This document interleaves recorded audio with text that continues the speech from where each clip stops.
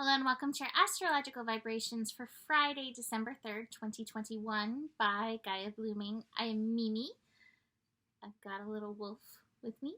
And our energy mantra for today is I messed it up, but distracted by wolfness. What is it? Let me clear. Come back around.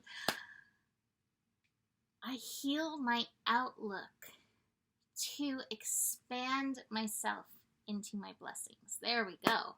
And today we are in eclipse energy. Now, technically, for, 3/4 of the world, this eclipse is technically happening on Saturday morning. The eclipse happens at, 11:33 p.m. Pacific time. It's visible from, Antarctica, good for the penguins, South Africa, and the South Atlantic. So I don't even know if Australia can see this eclipse, but a total solar eclipse feels like a reset to me. It always feels like, did you turn it off to turn it on back again? So here we go, humans. We're turning it off to turn it back on again. We have an opportunity.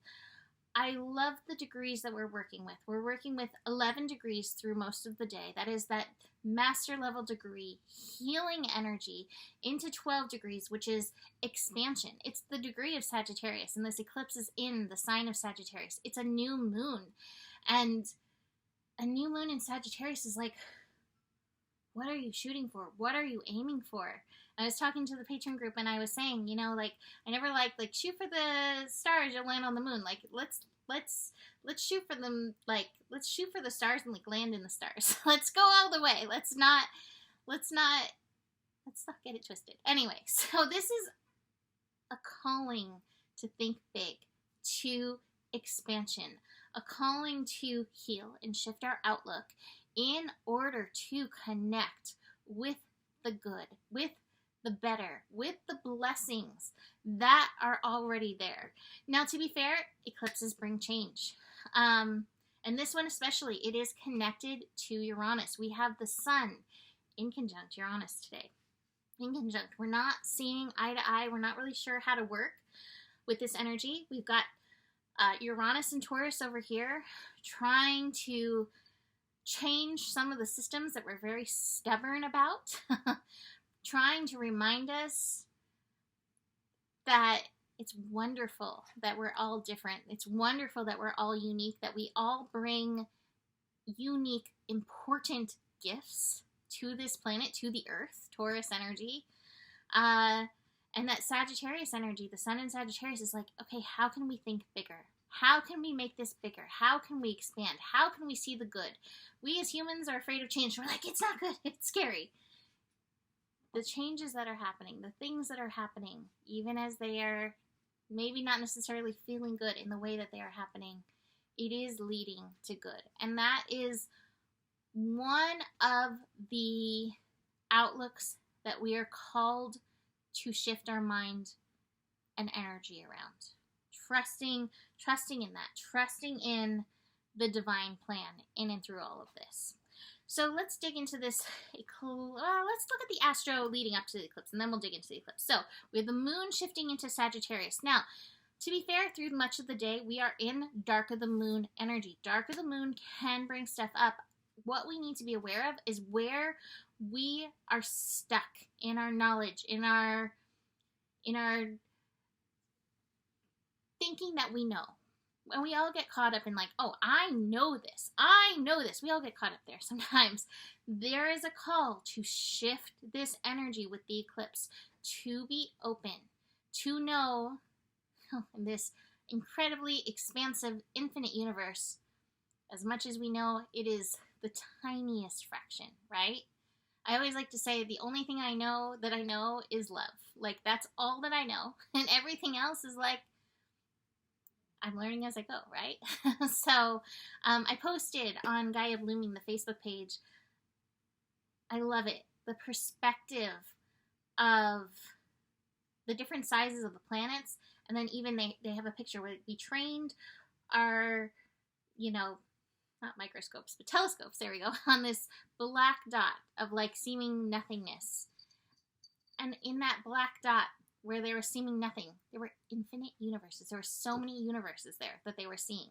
There is so much out there for us to learn and grow and expand into. And in the so much out there, little cat tail sticking out of a box. And there's so much that's out there.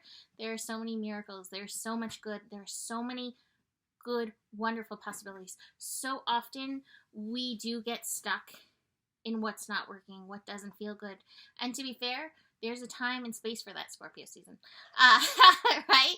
We have to address that energy. It needs to be addressed. That's part of the whole process. But again, part of the process is then, all right, this is, but so is this. And where can we shift this energy? So in this darkness, in the dark of the moon, we may have to face some dark pockets. We may have to face some unknowns. We may have to face some uncomfortable energies inside of us, outside of us, all of that. Like I said, Sun in conjunct Uranus. Some of the discomfort is change, and also not knowing how these changes are going to happen and how they're going to affect us, and if we're going to be okay, and if we're going to be able to follow the same trajectory. I love how airplanes shift. Their shifts seem so minute in so many ways, and yet can, change so much with just the slightest shift. Keep that in mind. Some changes don't have to be so radical. Some are and some do. Trusting in the highest good. Trusting in the good. Trusting that the good exists. Trusting the good is there. Trusting that there is good for you is important in and through this.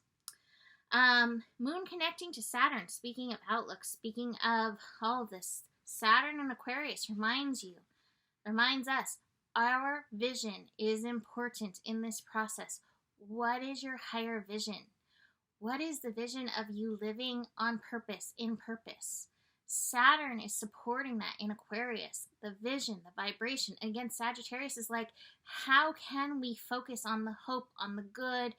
How can we trust in the good in this energy? And again, I know there's a lot that doesn't necessarily feel that way, but this is the calling. This is the energy that we're being called into, and trusting these changes in and through this.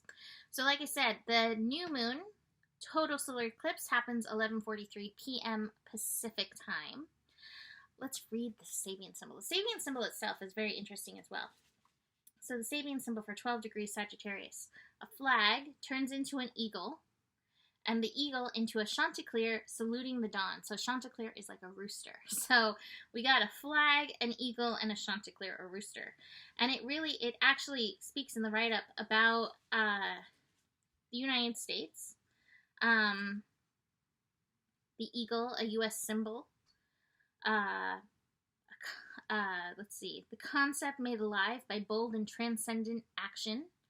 The eagle symbolizes spiritual will and the power to rise to the highest possible altitude of consciousness and purpose. So that's aligned in the Astro today, right? Flying at such an altitude, the eagle is the first living creature to perceive the rising sun, to see the light, to see the new dawn coming. Kind of like this eclipse reset, right? Having perceived it, it heralds it, and by doing so, is identified with the crowing chanticleer, the rooster, who has convinced himself that his resonant cry was responsible for the rise of the sun and the coming of a new day. Now, it's very interesting because I really do think that this is heralding some of the astro for 2022. One of the most interesting astrological things that will be happening in 2022, in my opinion, is the United States will be reaching its Pluto return. It's going to roll over a Pluto return a few times. I think the exact date, I might be wrong, but I think the exact date is like February 22nd. So it's like 2222. Trust and faith. Hope and faith.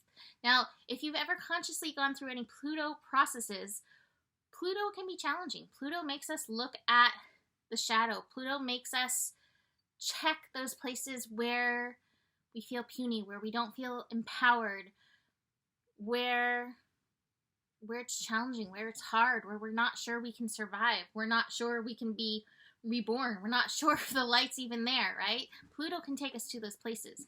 And yet Pluto's ultimate process is the process of empowerment, rising into the light. I always say Pluto brings the darkest dark and the lightest light. So we are facing these energies, even as I'm calling us all to rise like into the light. And so keep that in mind with this Sabian symbol. I feel like the Sabian symbol is calling that into light. And yet I believe we're all taking part in bringing our light into this new energy, into this reset, into this new creation. So hold that space, let spirit do its part, and work on focusing on your part in and through this with this eclipse. I have to say, it's so funny. I have Celine Dion's song, A New Day Has Come. And I know the song is not necessarily about like a nation rising, but it is about a birth of something new. And so tune in. All right, so let's look at these cards that I have for this eclipse energy. I think this is where we'll start. Transformation. It was 11-11. Transformation at 11-11. Transformation energy. We go through the Phoenix process. There are things that need to be released in order for rebirth to happen. And so we will experience this. It's also interesting because here we have the conditioning card, and there's so much conditioning. There's so much restriction, chaos, pain, violence, etc. going on right now in this world. I think with this is notice where your spirit is being too tied to that energy so that you're not really able to rise in yourself. I know that I can take in a limited amount of news, etc., social media, any of that. I think it's important to stay informed, but at the same, from all sources. I like to have varying sources because, wow, perspectives vary, right? But watching that it's not tying up your heart, that it's not tying up your spirit. Almost every card that was pulled in my Patreon group for this new moon solar eclipse, all heart connected. So watch yourself there. Next card, moment to moment. This feels so much like just Friday in general. Moment to moment energy. I think we're going to be facing some of the dark of the moon, and then we're going to be like, and yet I rise. The blessing of like tuning into this. It's interesting. I really like Tosha Silver.